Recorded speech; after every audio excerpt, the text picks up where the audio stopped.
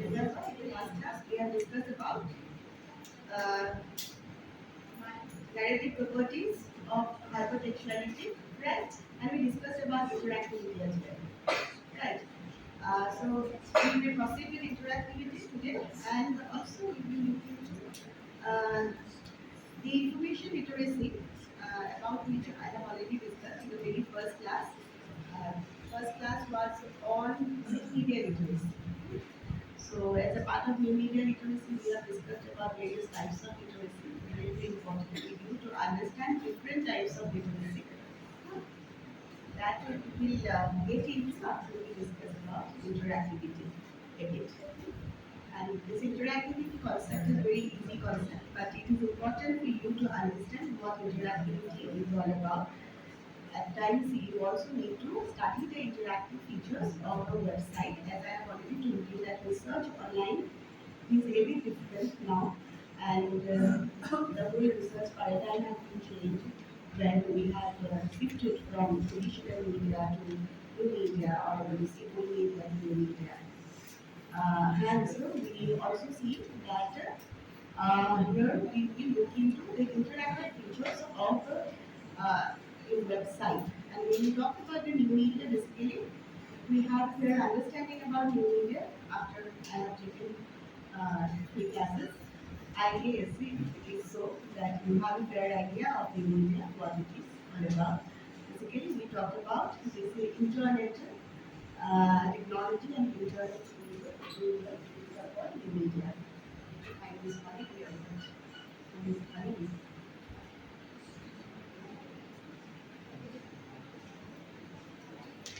Is watching.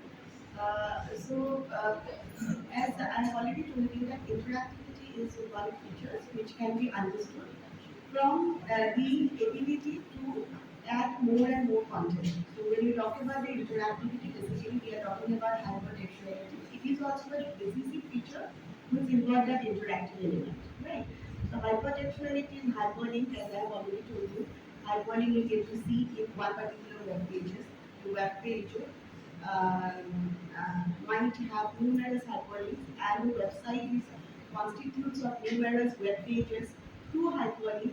So we do have a navigational interactivity in the structure of the website. So when we visit the website, we get to find that navigational interactivity by default. Because when you say website, it is not a matter of one single page, right? It's a matter of multiple pages, right? And hence, you also see that when you visit a website, you get to find navigational interactivity. So interactivity helps you to add more and more information. Interactivity helps you to explore more and more content. Okay, it's very, very important to explore the content and to exert effort from your side to explore the content, explore this information. Okay, so that effort is very much important. It is required on your part to understand the interactivity, understand the value of interactivity. So you need to exert effort to understand the value of interactivity which is usually present in a website. Okay. And then it is very, very important also to make choice, because choice is a matter of active control on your part. So when you are talking about interactivity, you are supposed to exercise your own choice. You are not supposed to be dependent on anyone else's suggestions or advice. Most of the time, as I've already told you, that new media itself is a media of the younger generations of Prince blood, right? That's why it's new, because you can connect to this media more and more, and hence it is new. So you are basically not dependent on anyone to use that media, because you usually explore the features of this new media, right? You love exploring the features, but at times you will definitely help a laggard, and laggard section will consist of basically the oldies, right? Oldies are the laggard sections, or a picture of lay teachers who are not that pragmatic about this new media. and hence you will definitely explore this new media, so you will exercise your control. And this choice is basically known as active control. So when you talk about this interactivity, there are basically three features. One is navigational interactivity, second one is functional interactivity, and third one is, I'll write down, adaptive interactivity. These are the three very basic features of interactivity. Now, interactivity itself is a very decisive feature of new media, right? This is a feature, this is the characteristics of new media. Okay, interactivity itself is a very defining feature.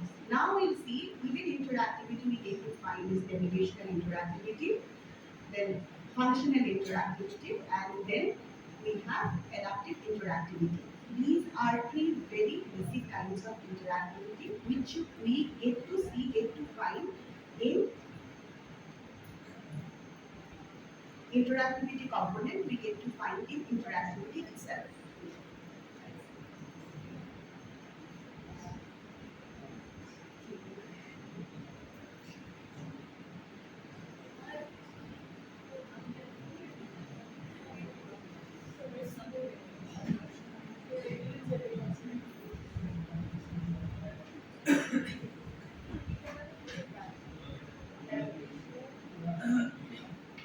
Navigation.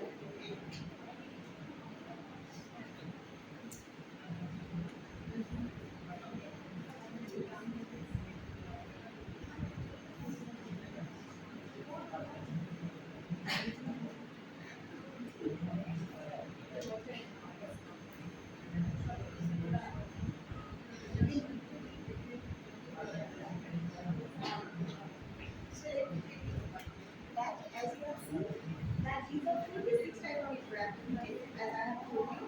That when you talk about this website itself, it is all about navigational interactivity. Right.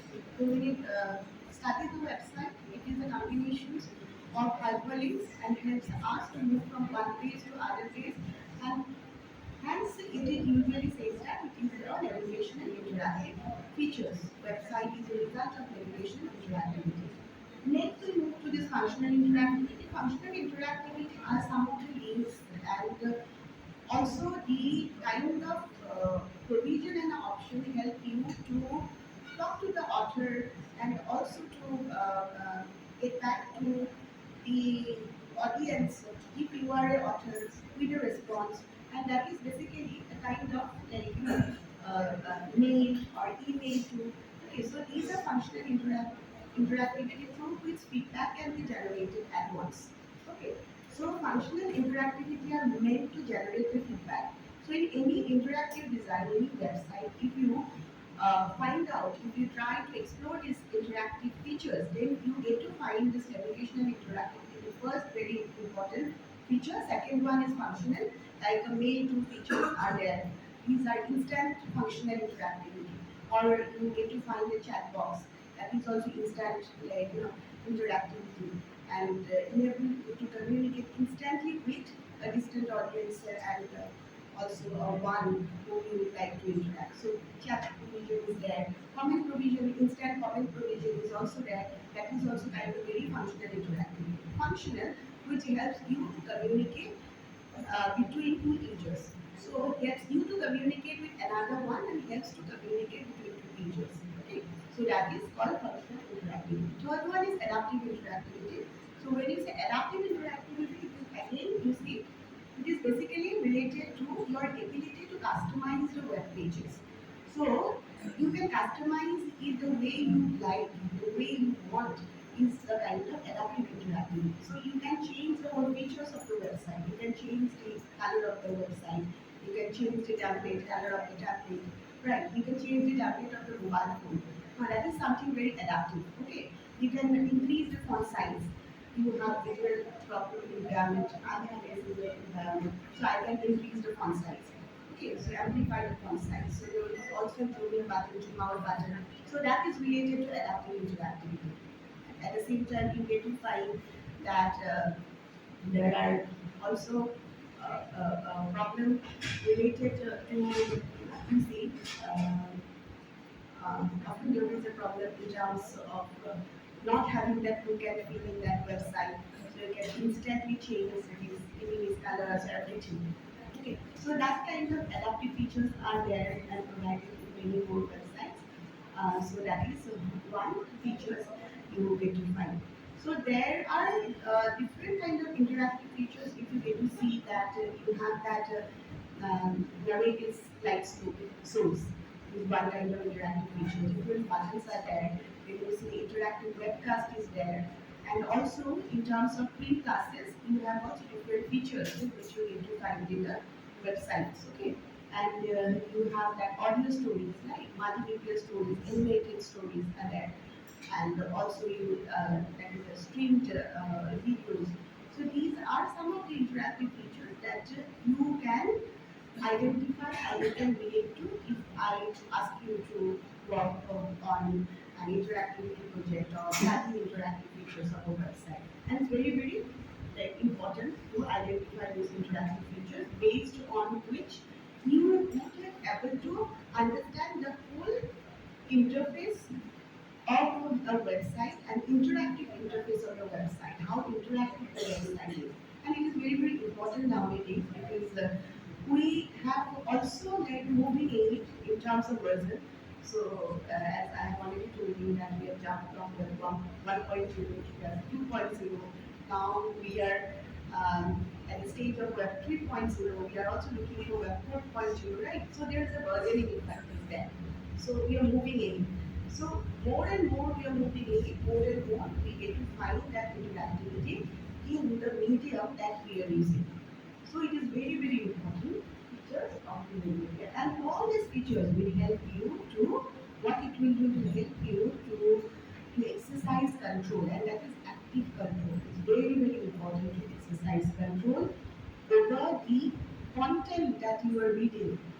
Most of the time, medium itself will not give you any kind of control over the content. You have a control over the content in the sense that you have a remote.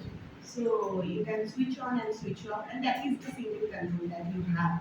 Right. Apart from that, you actually see that the linearity and sequence of event and programming coming after one by one, which doesn't refer to any kind of users control or audience control. Right.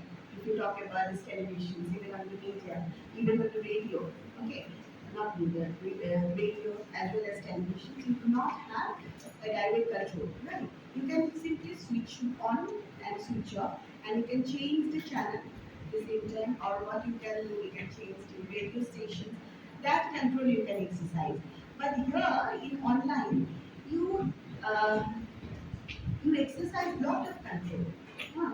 Control in selecting the content, which is very, very important. And hence, people who are now using media who are are also supposed to get media literacy.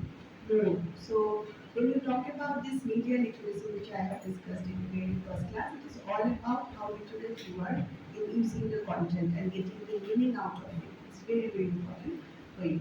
Okay, so interactivity means active control. Interactivity also means the synchronicity between the user and the user and user and the message and user and the message. Okay. Apart from these three very features of interactivity, we also have user to user interactivity. User to user interactivity between two users. That is a kind of interactivity which is very, very important in online game.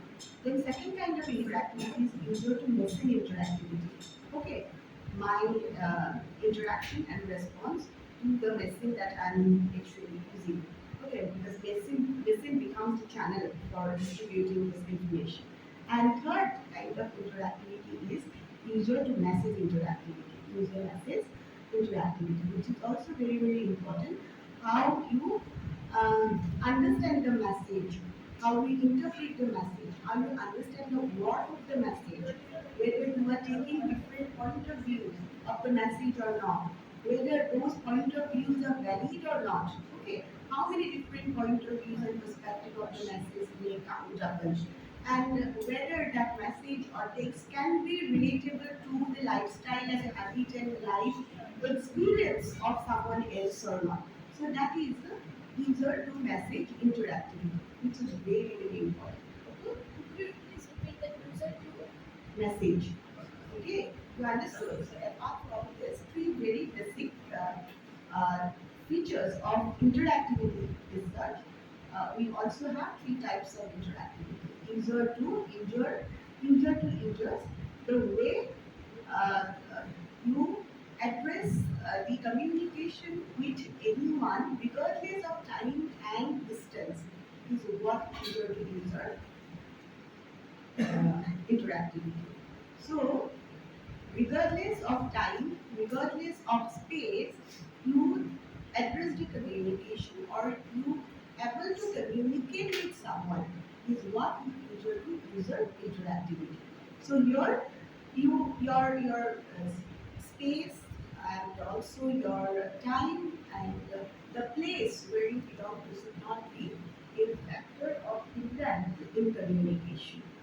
Okay, so when we talk about user-to-user communication, we get to find we have different channels here in the in media to generate and also to support us with that user-to-user interactivity in terms of chat, instantaneous chat, and instant messaging tools are also there. That is a kind of user-to-user interactivity. WhatsApp, we get to find that user-to-user interactivity is there in WhatsApp, right?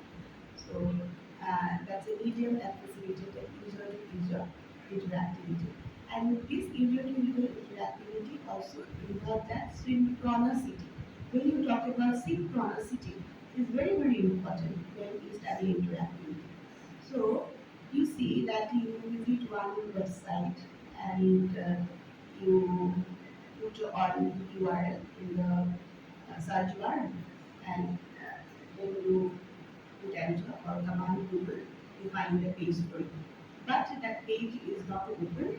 It is so that it has shown to you that the page their page error and 404 formatted things like that. So it shows actually lack of interactivity. And that is an example of user to message interactivity. Not message as well as user to machine interactivity. Basically user to machine. And at the same time, as you have put up a message, put some input into the search bar, and search bar could not respond to you and return to you instantaneously with a response, and hence there is also less of synchronicity in user to message dimension and user to message dimension. Understood?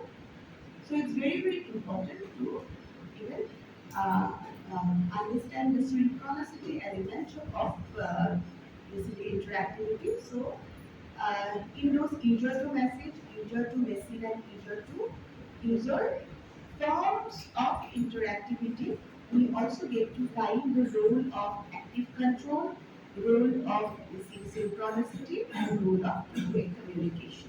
Let me get back to you.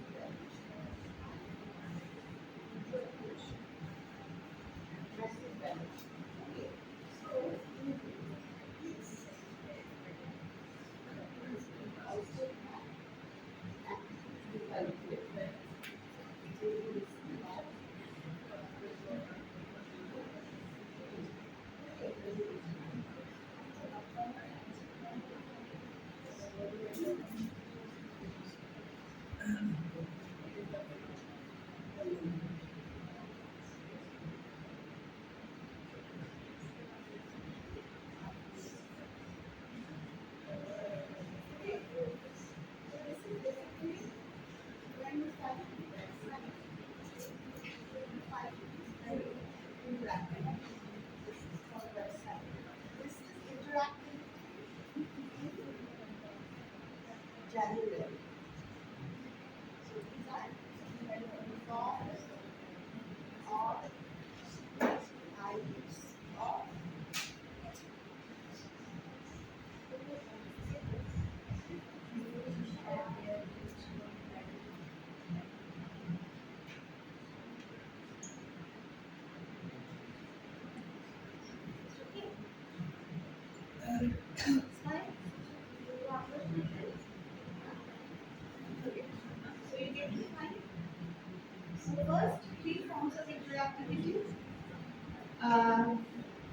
important when you study the website interactive design of a website, and those three forms of interactivity are very important to understand the shift in this research paradigm in new media. Okay, so there is a shift in research paradigm in new media when you actually study the interactive features of this new media. And if I want you to study the interactive features of new media, or it's a website, then that we will refer to basically work on those three forms of interactivity. Okay. And then interactivity in general, you have to understand interactivity. Then you can find three forms of interactivity is user interactivity, user message, and user message interactivity. And right from the very beginning, whenever I have been discussing about the features of new media, we are actually talking about user to user dimension, user to message, and user to user message dimension. Okay. And then in each form of interactivity also have those three components. Okay. Three components. Three components. Each form of interactivity.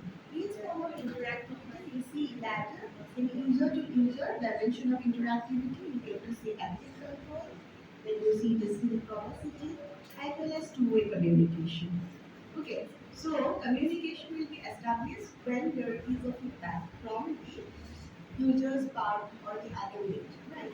So this is two-way communication is definitely very important. Synchronicity, when there is an instant response from the user's end, that input you also put in a chat box or a WhatsApp message, and quickly you get the response to via WhatsApp message group is a kind of synchronicity. Okay. Sometimes there is also delayed communication in a WhatsApp and email, because WhatsApp, email, and this very form of medium are also known for delayed communication. Okay. And then we get to see that active control. Here it is all about your exercise of control in terms of messaging, putting up the text, the kind of text you will put, how much the amount of word you will put, what you will say, how will you frame the questions. So I'm talking about that active control in terms of user to user. In terms of user to message form of interactivity, again you get to see these three parent features. Active control is again there. Active control is there because you have that control over any dimension of particular medium, right? In a new media, you exercise control, how to use, what to use, right? And which website to visit, which page you will refer to, and also you will visit this footnote, you will get into the footnotes, annotations, what kind of readings you will do. So that is this user active control in terms of user missing as well as user message. Similar levels. And then synchronicity is basically when you see that all of a sudden you find that there is a pop-up ad uh, become becoming visible, or an ad popping up in the windows, and you do not even see any kind of button to close it, closing button. Uh, So it's actually signify less of interactivity. Okay. So there is less of synchronicity at the same time when there is no provision even to close a particular pop-up ad, which is very annoying. So you see that website, or even you see that this digital advertising is at times very annoying, and it has actually, you see, it has completely changed the whole business model of this industry. But that will come to later. But you see that is, if we understand the interactivity, we limit our perception. Okay. So this is basically important to understand the interactivity. So I'm going to give you one very important exercise on interactivity. This is also a kind of very fundamental exercise to understand, comprehend the features of media. Okay, and features of website, how you comprehend it. It also helps you to study the interactive design later in career. Okay, so this is what is important. Then we will get back to the media literacy. Okay. So you have understood interactivity. Okay. So again, you can also add on those features like this ability to facilitate that communications as well as the adding on this information that is also some dimension of interactivity. So interactivity itself is a neighbor living subject. So everywhere you will get to find interactivity, standard interactivity. And also ability to exercise control, which is very, very important on your part. It's very, very important. Okay.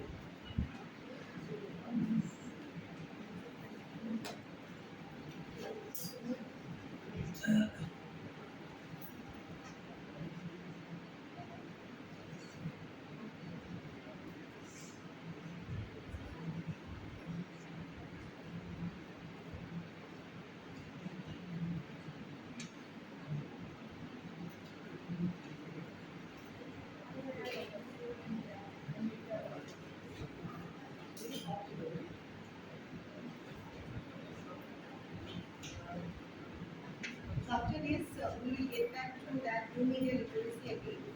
So media literacy is very important. Before we understand the media literacy, we need to understand the media literacy. As I have already told you, literacy is a single construct. It's not a single construct, sorry. It's a multiple construct, right?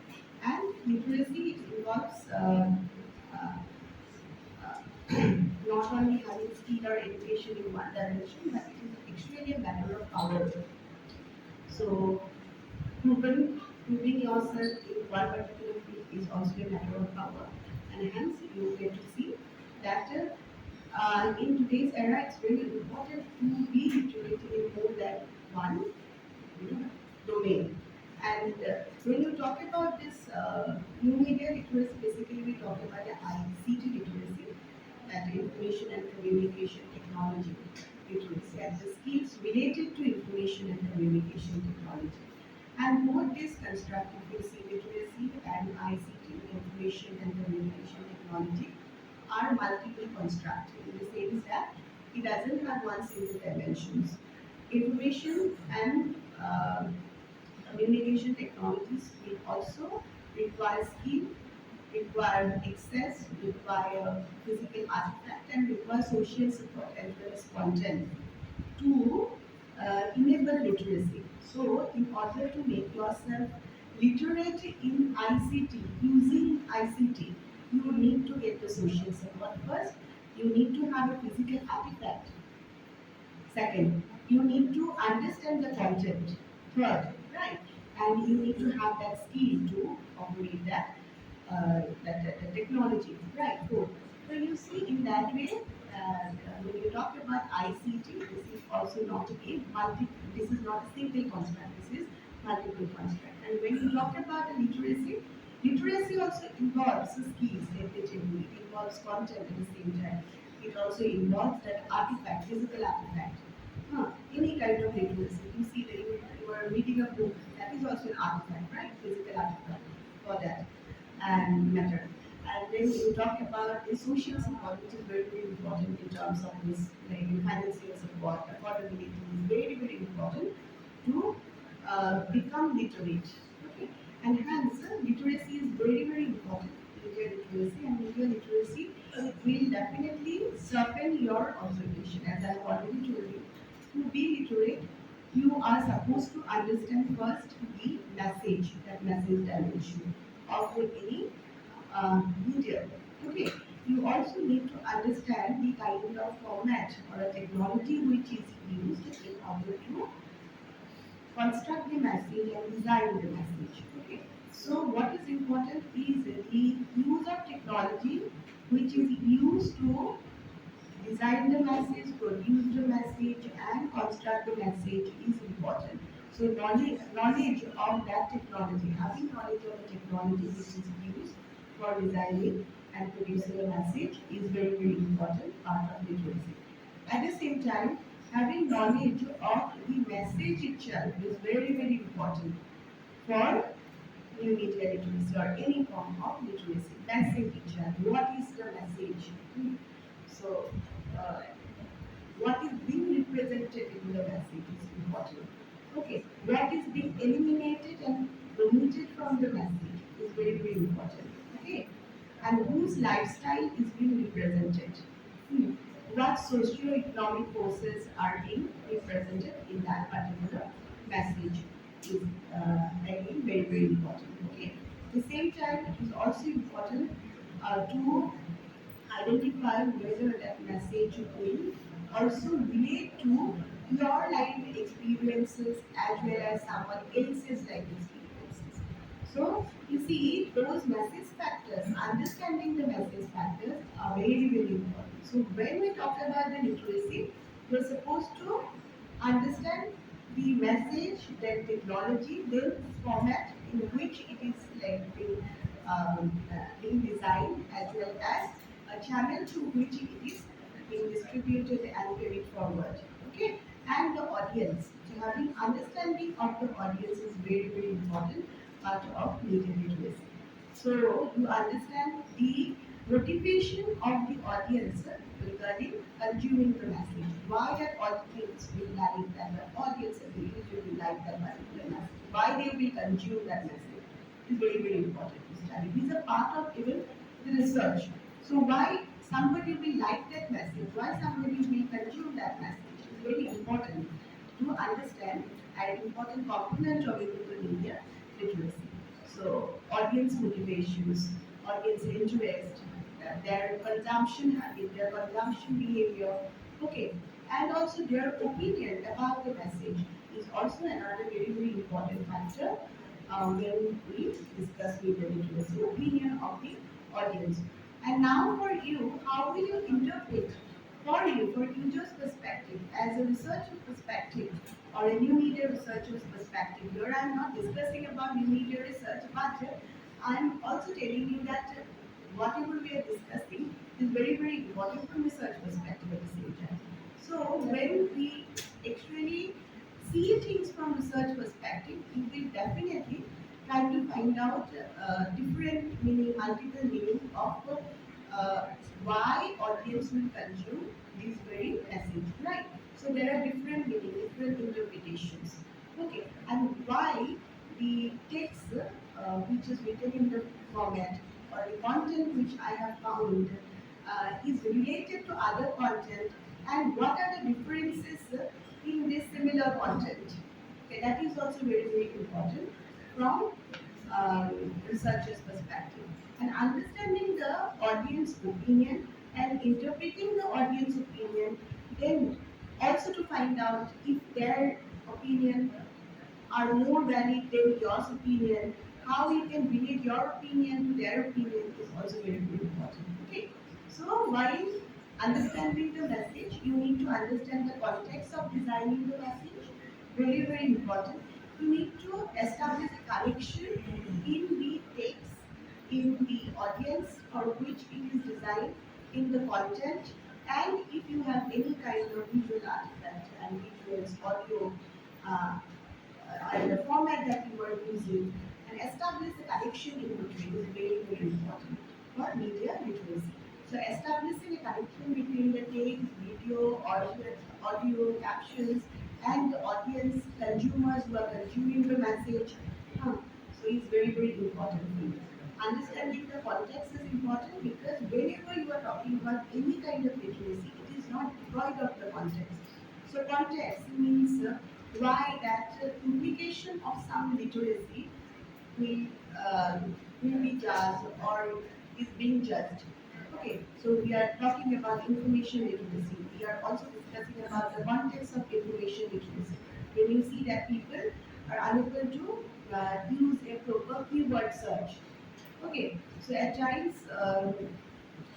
always like lag behind from those who knows how to actually go for searching this information, how to put a keyword search in the search engine. There are also like people who do not know how to make an effective search. Okay, this is a part of information literacy. Okay, in the very first class, we have already discussed about the types of literacy, right? So we have computer literacy, We have information literacy apart from media literacy, and in fact, all these forms of literacy are being included in media literacy. Right. So in media literacy, we have computer literacy, information literacy, digital literacy, AI literacy, news literacy, cinema literacy, data literacy, library literacy, etc. etc. Games literacy. So we have multiple forms of literacy comes under media literacy. And when you are studying game also, you are studying the format, the safety, you are studying the message, you are studying the convention of the games, right? You are studying the audience who are actually consuming these games, right? At the same time, you are also studying this medium and the channel through which games are being distributed, or even the PlayStation where it is located. You are also studying the social dimension which relate these consumers together regarding consuming this particular game. So you see, all these factors will help you to understand even the gaming literacy, right? So it's a part of media literacy. So when we study the literacy, it is important to first, but it is important to understand the role of actors. Who will be the actor? Who will be the author here? And who is actor? Who is the author is very, very important. So this author may be government, author may be a private organizations, or he may be agent also, serve as an agent.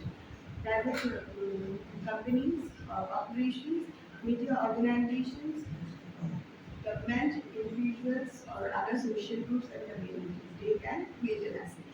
So it's very, very important to identify, right? And then it is simple, but at the same time, it is see, it's complex also because this will again many a time when you verify information, we tend to forget these very authors, actors, as well as you see this essence of information.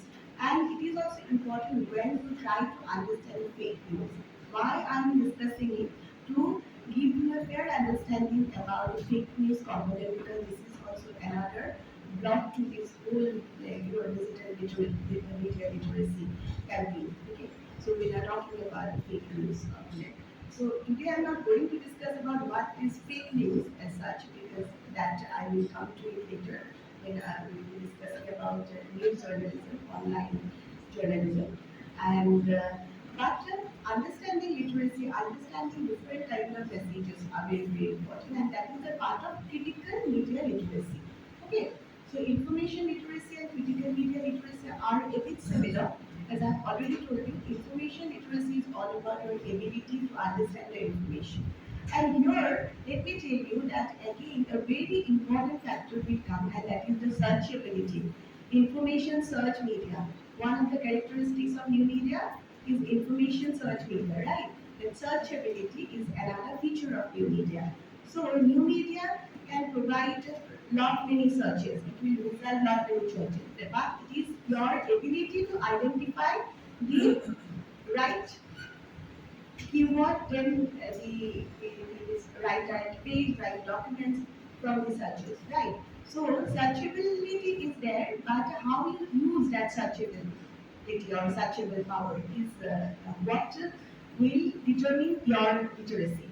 Okay. So when you talk about the search engine, as we also see that there are multiple search engines nowadays, we also have a meta search engine, right?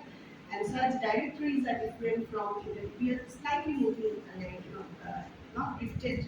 We are still in that, but I'm also going to discuss about this because this is part of information literacy when we talk about this search engine. So ability to search a keyword and different type of these search engines which are there. You know there are different types of search engines which are available. Right. We have also meta search engine. Basically, they will enable user to search the keyword in other search engines. So it will help you uh, to get into different kinds of search where you will find your queries. So that is a meta search engine. That is a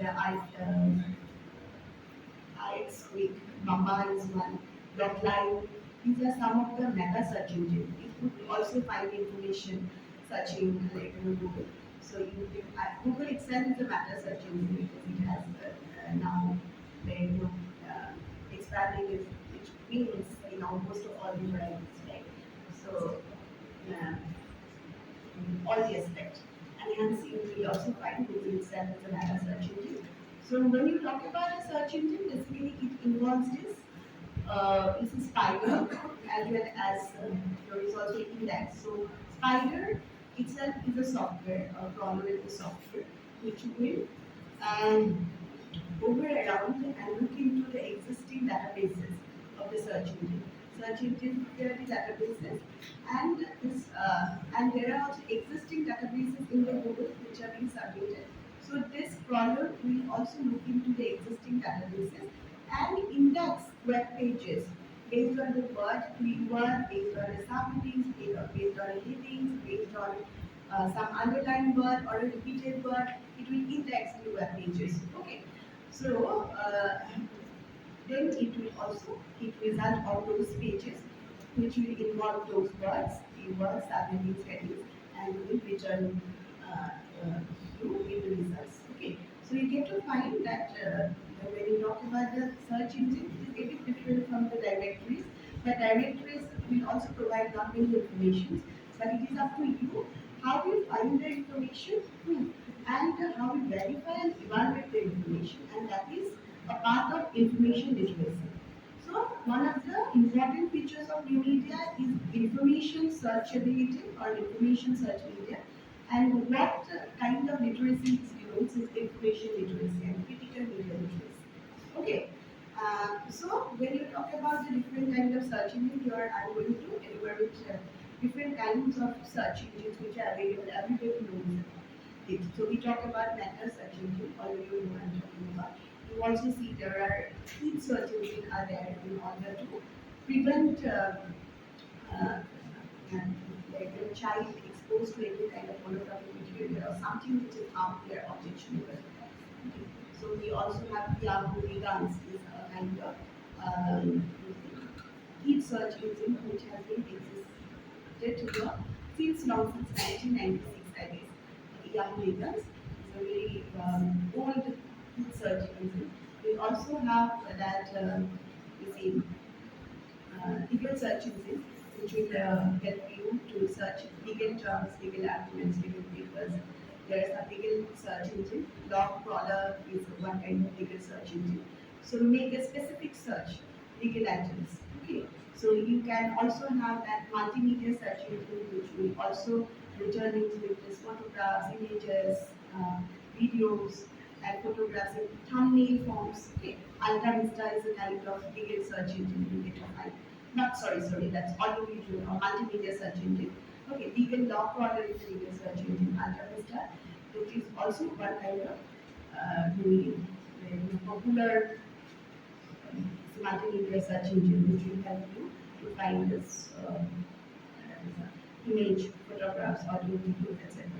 So nowadays, these are become obsolete also. Nowadays, we have numerous search engines, endless number of search engines, and you will find every other day different search engine. Right? TripAdvisor is also there. That's a TripAdvisor is there, no? Or there is also one, also one kind of search engine. That's there.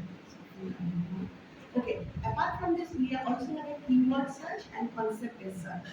So most of the research will involve that concept-based search. When you talk about information literacy, it is important to understand the information that you have and what type of information you are looking for. Right?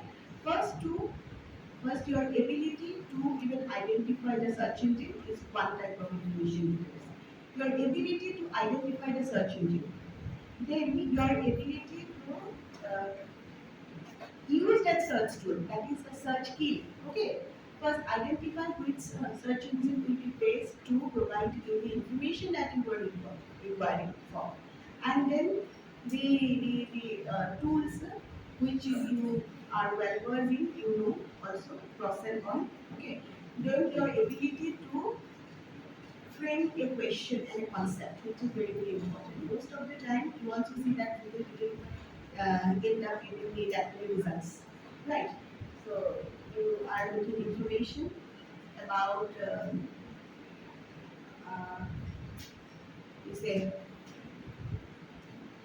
information on any kind of recent issues. You see this, you say, on even an agricultural field, and you want to write a piece on agricultural field. So, but you are not satisfied with the information that you have received just because you simply put the keyword agricultural field in the Google, right? You haven't associated it with another word. So linking it with another word is very, very important, and that is a part of information literacy to make it a subject and a theme and concept. So when you talk about this concept based search, this will also help you to identify your interest on one particular theme. Suppose if you simply put heart, it is and you want information related to medical or is health related information or surgery or any kind of operation, then definitely you are looking for medical information and you need to conceptualize it that will help as well as heart. Then you will get information related to all your cardiology and blood, pain, pump. So if you put the heart, so definitely, so lot of information will come out. And again, if you want some information related to romance, then you need heart with the romance. So like that way. So that concept-based information. So this is a very usual, you see, type of example. You get to find everywhere. You want to also this example is given. So that concept-based information is making relation between the two words is very, very important. Okay, two word making it relatable. In favor of agricultural field that was passed on this year. So when you say in favor of, so definitely you will have a result which will also confirm your search. It is also said that Google has that confirmation bias now. Confirmation bias is that it will also always go and suit your perspective.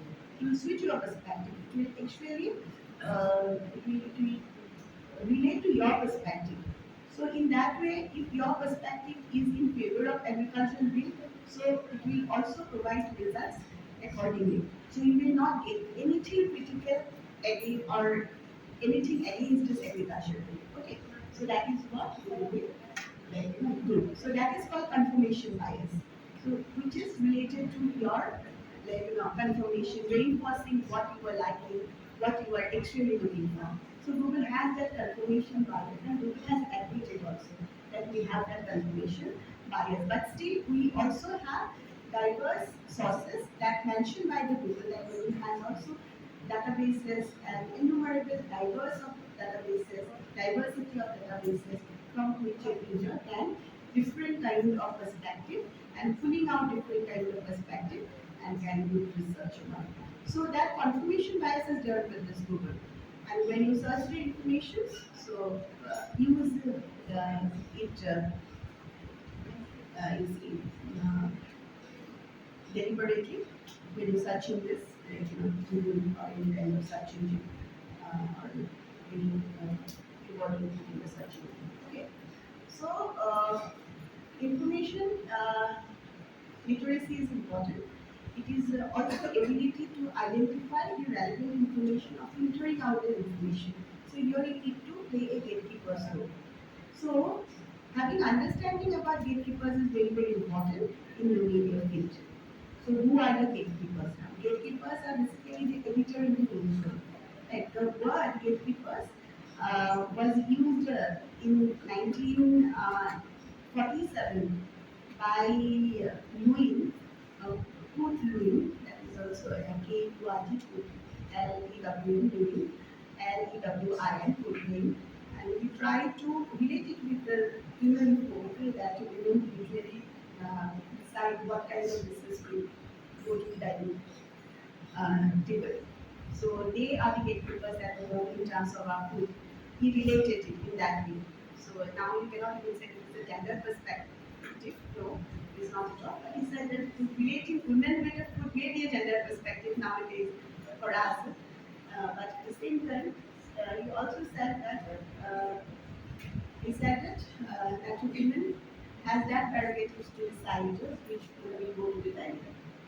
In that way, women are the gatekeepers at home. So there are also gatekeepers in media houses in that way to will filter which content to go and publish. Okay, so the editors are the gatekeepers and they do have authentic right to filter the content and pass it on. They have that right to decide what to do and not to do. Okay. So gatekeepers are basically editors and they do, let me tell you, they do have at the same time ability to create an agenda. So when you talk about the agenda setting, theory, you will get about this agenda setting theory in your media research class, so you will also understand better about agenda setting theory. Media has also a role of setting the agenda, and they set the agenda by filtering the content and also linking all the content and the issues of the day in an order of preference and creating legitimacy in the order of preference. Okay, so there are numerous issues, numerous information comes to our way. In that way, if you see online in search engine also numerous information comes to our way. Now you need to set the agenda. You need to filter out the content and evaluate the pages, whether pages are right and wrong. Okay. So this is also a part of gatekeepers, online gatekeepers. Okay, evaluating the pages, evaluating the content. And then you make an order of preference and you rank the information in terms of your order of preference. The way that editors usually rank the information in order of preference and give you priority of the linking. The first information will give coverage to this issue for a week. Will be give coverage to that issue, second issue for a month. Okay, like that way, they usually create a rank of preference and priority. They prioritize the issue. So they will select not many number of issues, unemployment, administrative inactions, like diseases, corruptions, always you see the poverty. There are not many social issues. There are also you see political issues. Suppose somebody abuses one party abuses another party, one party could not even pass the bill. There are not many political issues are also there at their plans. Now they will decide which information will go to news group, right? So in a day's time, they do not have lot many space and lot many time to get all the issues to the news group. So they will determine only a few issues go to the news group or a news desk, right? So that issue they will select in order of preference at the same time. Which issue will get more highlights, more space, more columns. Okay, which issue will get less highlights, less space, less columns. This is in terms of this newspaper. In terms of online, we do not have any kind of limitations on the physical ability of the media, as you can see. Like newspaper itself has a limitation of space. Limitation is in the physical ability of the media. Physical ability of the medium in terms of carrying the content, in terms of even you see carrying the views. You also see in radio, you also have a limitation of time, right? So that is also a kind of physical limitation at the same time. But online doesn't have that physical limitation of time and space because of the properties like hypertext and interactivity. So you can add information and information. You can also put annotations, references, footnotes, right? In that way, it can be uh, it can be like indefinite. So whatever content are being distributed are indefinite. There is no actual end to it, right? And there is no limitation. And hence you also see the gatekeepers, the traditional gatekeepers have also moved from their like earlier paradigm, earlier conceptualization to become a gate watcher. So they are not supposed to decide each and every issue and also put it in the rank of priority. They will simply find out whether this will, on the basis of some parameters, whether these issues will also carry the public interest, this will reflect public interest, this will also satisfy the audience, this will help audience to also get a different point of view. Okay, this will also help to bolster and promote their business. This is the at the same time, this is the ultimate aim of most of the news organization, whether this publishing this news, airing these views, or also you see that distributing this content will promote their business or not. So that's what does matter at the end. So now, so you see that yet paradigm has been changed in online media. So when you discuss about this information literacy, as you see that gate paradigm has been changed, we have also moved from gatekeepers to gate watcher. Hence, it is on to you, on the user, to have information literacy. Hmm. So, your ability to identify the importance of issues, and also you see this importance of issues and the kind of reflections that you usually make on those issues. Okay. Uh, so what I have discussed in relation to information searchability. Apart from interactivity, we have another feature that is called information search features. We have seen and hypertextuality. So whatever we have discussed today is related to information search media, the importance of searchability and information media literacy. So information literacy, or you say critical media literacy, is very very important to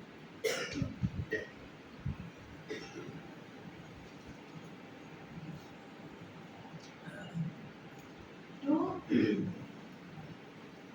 uh, to have a fair understanding about digital media. Okay, so this is a part of information literacy as well as you see this uh, critical media literacy is also a part of digital media literacy or digital literacy. Okay, so here you understand basically the context, connections, uh, the actor, agent, circulating agent, okay, distributing agent, the kind of software which are being used in creating, circulating, as well as distributing kind of software which are being used, whether interactive design is being used, web is being used, hacking, gaming is being used in circulating and distributing this information. Right. This is very important. Literacy of it is very, very important because it will help you to differentiate between this malinformation, misinformation, and disinformation. Okay? Because we are living an information disorder is. So there is information disorder everywhere. And information disorder is a very it's a very harmonious concept inside. The concept is very difficult even to reflect upon because there are not many types of misinformation. Usually, misinformation and disinformation comes to the fore when you talk about information disorder. And in information disorder, you also have to identify different kinds of like this is called M. Suppose you have malinformation, that is one. Another one is misinformation. Another one is that is massively organized information. Huh. And one is another one is also itself is a disinformation. Then you talk about imposter content. You also get to see this is called the false contacts and false connections. You see this satirical and parody that also lead to misinformation. And you there are rumors, different kinds of rumors are also there. So you see, these are different kinds of information which are available. So information literacy is the ability to identify what is misinformation, what is disinformation, and what is information.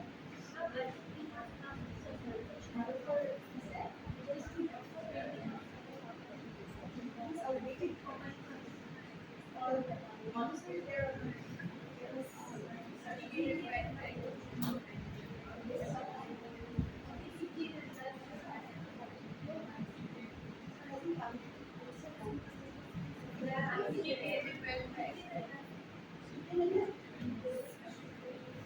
the second half, I won't be able to take classes, and as I've already told you. So I just want to cover it up in the first half. That is also what I have to wait till before 12. So, I find out where is our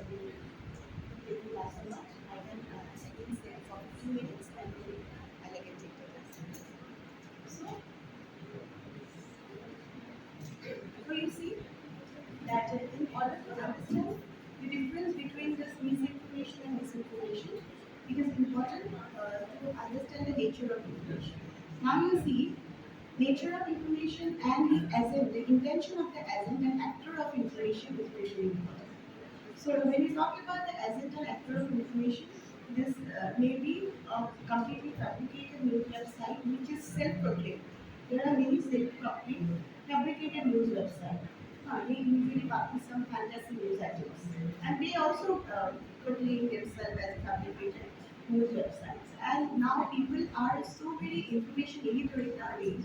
They don't even try to identify the veracity of the content and the news website, and they usually distribute it, right? And that's how we are also victim of this misinformation. So when you talk about the misinformation is basically information which is false, and the person who is sharing the information is disseminating and distributing the information without knowing that information is false.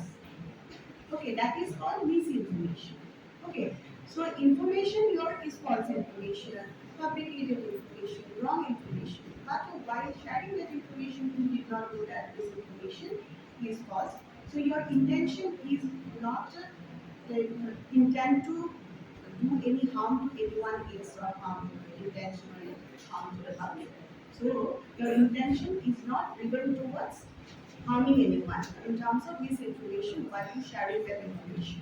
But when you talk about the disinformation is basically, you see, we have this um, hate speeches, right? Malinformation is also there, hate speeches, and this is basically disinformation and malinformation. There is a very slight difference. Disinformation is basically intent to harm by sending the wrong information. That is disinformation.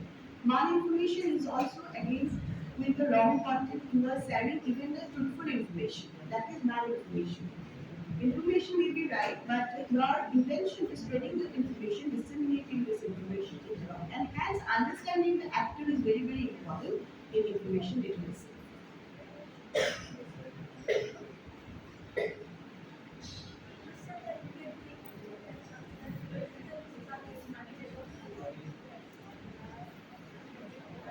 Okay. So understood? Huh. So it is important to understand the information as such and difference between the information, misinformation, disinformation, malinformation, nicely organized information. Okay. So there are also different types of information here, and which will help you to become an information literate, understanding the differences and similarities between this kind of information. Suppose there is also information where context is very false. False context is used. Often there are videos, there are even audios, there are also visuals, there are texts which are circulated during the crisis situation, which is not authentic. Authentic in the sense that during this Nepal earthquake, you see this 7 years back, there was a footage on Vietnam War, which was circulated in 2007, was again um, like, popped up in the website, okay, during the Nepal earthquake, saying that these footages are from Nepal. Okay, but that footage was basically from the Vietnam War footage, which was circulated in 2007. Again, it is recirculated in 2015, saying that these are the footages of this, like the Nepal earthquake. Okay, so context is also very false. Okay, so there is no connection between the text, the caption, and the content. So that is a kind of disinformation at the same time. Misinformation is there, it is basically selectively giving information. You are copying a part of the photograph, then you disseminate that photograph, you post that photograph. You are copying it and then you post that photograph. That is basically a kind of disinformation. You are not giving the whole photograph, you are copying that up. Sometimes copying can be considered as credible and authentic unless and until it will not intend to do any harm. But at times you also see this cropping it to even to undermine the content of the photograph, the actual content of the photograph, unknowingly or knowingly, will also lead to kind of misinformation as well as disinformation. So cropping a photograph, so and then you disseminate it, and selectively you quoting someone. So you have the entire quote, but you use a selective quote. So part of the quote you are using. Okay, part of the quote intentionally you are using to impute a relationship to defame that particular person is also related to misinformation as well as disinformation. So this is a part of information literacy. Okay, so when you are using information such as misinformation, uh, whether you are using information that will become misinformation, disinformation, or not, or what kind of information you are basically like studying, researching on them is very, very important. Okay. Then also you see that you have that this is called there is also imposter content. Imposter content is also often there when you use someone else's logo or some generic byline also in your story without you taking the consent.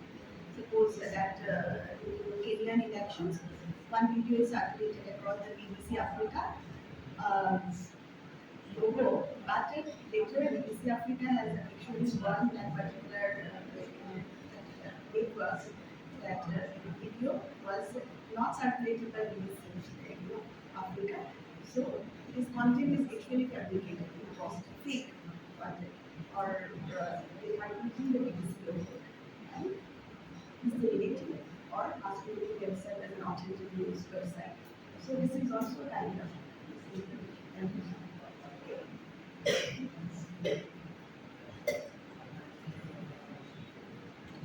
Anything else from your side?